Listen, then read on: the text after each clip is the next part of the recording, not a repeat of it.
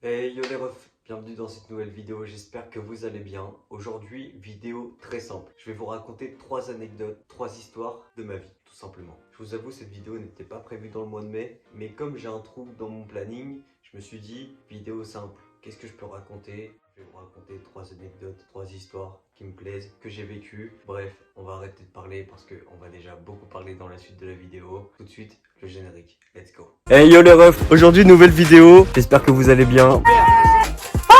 Tabasco. Racontez-moi le meilleur souvenir de votre vie. Ah, salaud. On est venu gagner, nous. Donnez, j'ai fini. Ah, ça pique. Oh, devine je suis qui? Il m'a mis un œuf sur la tête. Ouais, j'ai fini. Ok. You win. Jasper, Ragnar, Lodbrok.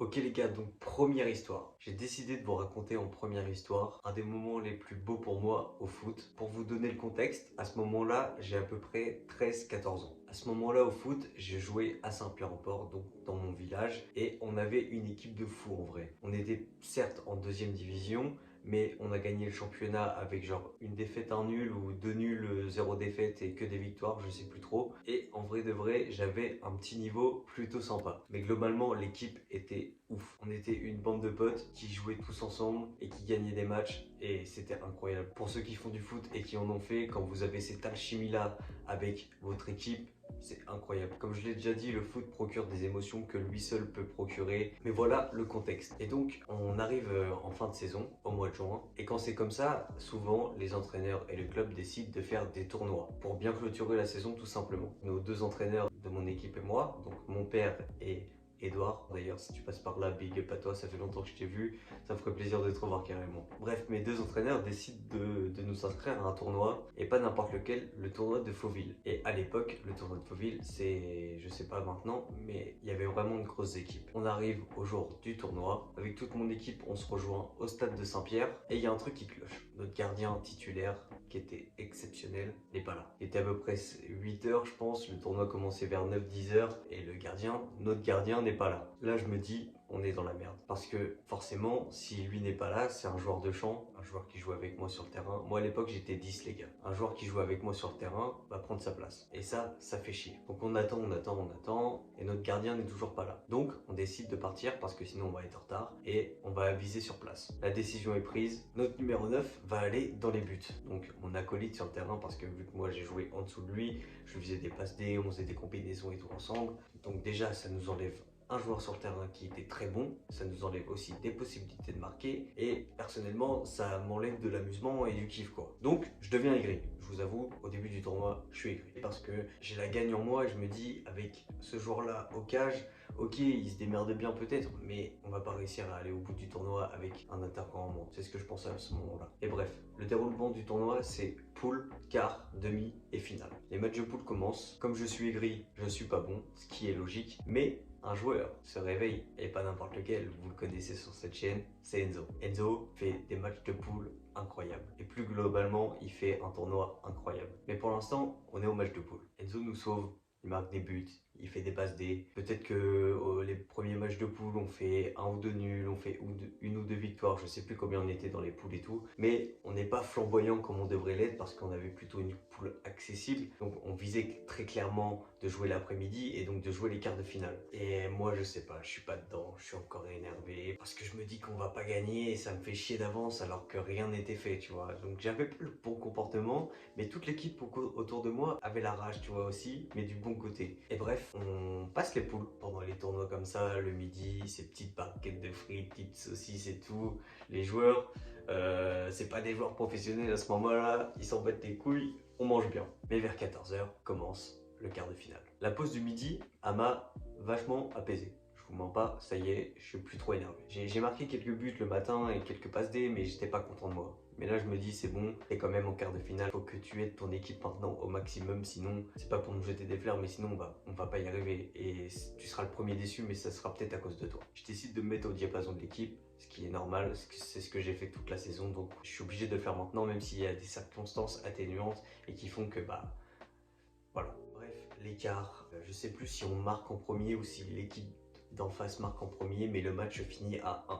C'est des matchs de 8 ou 10 minutes, je sais plus, avec une mi-temps quand même, mais en gros ça fait 8 et 8 ou 10 et 10. Mais bref, on arrive au pénalty. Pas de prolongation ni rien, c'est les pénaltys directement. Et là je me dis, putain, on n'a pas notre gardien, mais on va tout donner. Grâce à de nombreux arrêts de notre gardien pendant les pénaux, j'ai plus le nombre exactement encore, mais je sais qu'il nous sauve et on passe en demi-finale du tournoi de Fauville. Nous, l'équipe de Saint-Pierre, on sort du trou du cul du monde. D'ailleurs, les autres équipes dans le tournoi nous appelaient quand même les betteraviers, les bâtards. Autant vous dire qu'on avait tous la rage en fait. On voulait trop montrer qui on était et on le méritait, tu vois. Et donc, on passe en demi-finale. L'euphorie commence à monter, mais on garde les pieds sur terre. Demi-finale, on joue contre l'Unray, un des plus gros clubs du coin, surtout en U15. Ils ont une très grosse équipe. Ils jouent dans une division supérieure à la nôtre, comme la plupart des équipes qui étaient présentes ce jour-là. Mais on se démonte pas. Première mi-temps, pas de but. Deuxième mi-temps, pas de but. Mais juste avant le coup de sifflet final, donc avant les pénaltys, il se passe un truc de malade. Un milieu de mon équipe se retrouve à défendre dans la surface parce que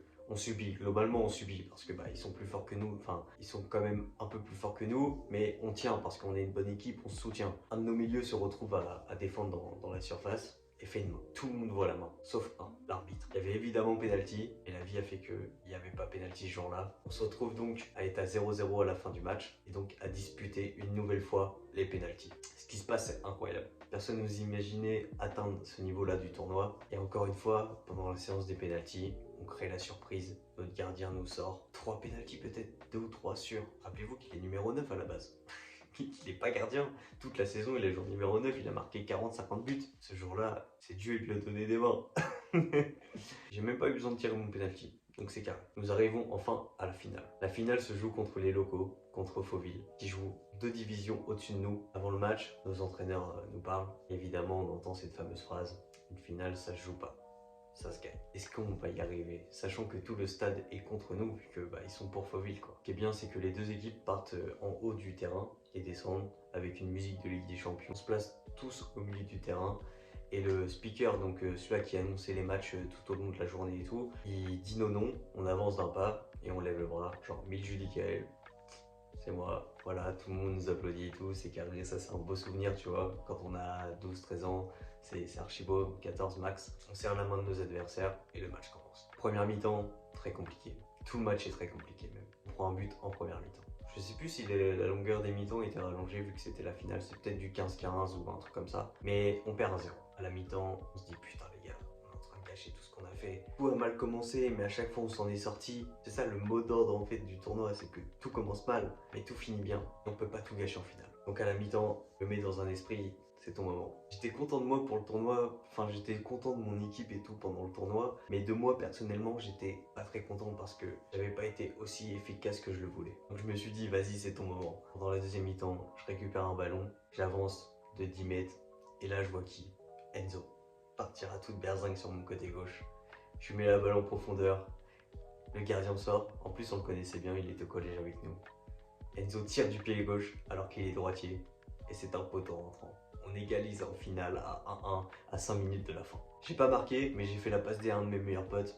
Et franchement, ce moment-là, c'est un truc de fou. Genre, les émotions. Les émotions. Et bref, on entend 3 coups de sifflet. Fin du match, 1-1. On se retrouve une nouvelle fois au penalty. C'est incroyable, mais en même temps, c'est tellement stressant. Et là, je dis à mon père, j'ai pas tiré en demi-finale, je prends mes responsabilités, j'ai vu en premier. Je me rappelle que c'est eux qui commencent à tirer. Notre gardien l'arrête directement. Está bueno para ti. J'y vais, je prends mon courage de main, je pose le ballon, je me dis, vas-y, tire comme d'habitude, côté droit, petit filet. Je prends 3 pas d'élan, je prends le ballon comme il faut, et malheureusement, je trouve le poteau. Je rate mon penalty. Mettez-vous à ma place, les gars. Je suis énervé dès le matin. J'ai fait des matchs de poule très moyens. J'ai un sursaut d'orgueil l'après-midi. Je suis très content. On est en finale. Mais je me dis, je peux toujours faire mieux. En fait, c'est ça. Genre, je peux toujours faire mieux. Et là, je loupe mon penalty en finale. Pendant que tout le monde me regarde. C'était un des pires moments de ma vie, vraiment. Je me suis dit, mais comment j'ai pu faire ça? Mais heureusement, notre gardien est là. Il arrête encore 2 ou 3 pénaltys. Je sais qu'Enzo, alors qu'il avait fait un tournoi de fou malade, Enzo rate aussi le sien et c'est dans la même merde que lui, donc et on se soutient. D'ailleurs les gars, j'ai une photo avec Enzo ce jour-là, je vous la mets tout de suite. Genre, on était minots et tout. Non, bête de souvenir, je la garderai toujours cette photo. Mais bref, on arrive bientôt à la fin de la séance de pénalty, c'est très serré. Je crois que c'est du 3-2, 3-3, enfin bref, vous connaissez. Et je me rappelle, un de nos défenseurs va tirer. Je sais qu'il est droitier. Et je vois quoi? Il prend sa prise d'élan comme s'il était gaucher. Et ce fou, en finale, au pénalty, il fait un extérieur du pied. Et ça passe tranquillement. Il marque, on le félicite et tout. Je lui dis, mais pourquoi t'as fait ça? Il me dit, gros, je voulais les surprendre. Je lui dis, bah franchement, t'as géré. Et bref, le tour d'après, on a la balle de match. C'est notre gardien qui va tirer. Numéro 9, les gars. Il peut pas louper. Ce tournoi était fait pour lui. Il a arrêté je sais pas combien de pénalty pendant les matchs. Il a fait aussi des arrêts de fou. Il s'est sacrifié toute la journée. Et il le fait.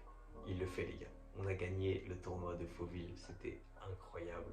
Je l'avais déjà un peu raconté dans la vidéo ce que mes proches pensent de moi avec le souvenir de mon père ou de ma mère, je sais plus. Mais on a gagné le tournoi de Fauville et c'était une expérience de fou. On avait une équipe de fou, un mental de fou, une cohésion de fou. Je me rappellerai toujours quand on a su qu'on avait gagné. On a tous couru vers nos darons qui étaient à l'autre bout du stade parce que tout le stade était pris, tu vois. Moment de fou, on s'est tous sauté dans les bras et tout. Genre, c'est le football, quoi. C'est le football.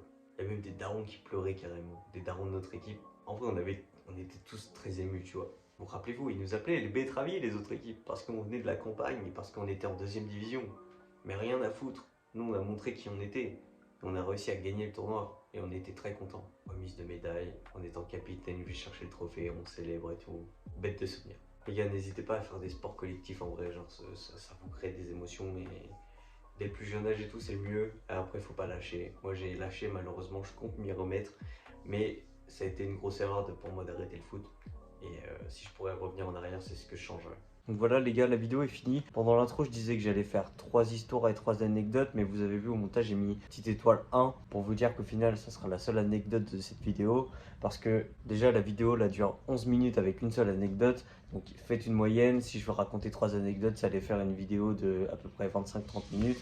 Et actuellement, j'ai pas le temps, je vous avoue, là c'est le rush, on est à la fin du mois de mai, je vous prépare tout. Et en plus, c'est pas plus mal, une petite vidéo de 11 minutes, ça passe tranquillement. J'espère qu'elle vous a plu, c'était un des plus beaux jours de ma vie. Là, on retrouve l'équipe qui a gagné, que je viens de vous raconter là. Donc moi et mes potes, après le tournoi de Fauville, avec le trophée. Je vais pas vous montrer la photo parce qu'il y a peut-être des gens qui veulent pas apparaître dans cette vidéo et je comprendrai. Mais en vrai, ce petit bout de journal, je le garde dans ma chambre depuis très longtemps. Parce que c'est un vrai souvenir pour moi, c'est un de mes meilleurs souvenirs comme le dit le titre de cette vidéo. Et bref les gars, je vais vous laisser, n'hésitez pas de liker, de vous abonner, de partager la vidéo si ça vous a plu. Et on se dit à demain pour une nouvelle vidéo, let's go. Je suis le crack de ma génération, comme Marsupilami ou Baou. Allez-y, abonnez-vous, 19h c'est le rendez-vous. À la même heure tous les soirs, je cautionne aucun retard. Hey hey, allez-y, abonnez-vous, 19h c'est le rendez-vous. À la même heure tous les soirs, je cautionne aucun retard. Hey hey, Yoko.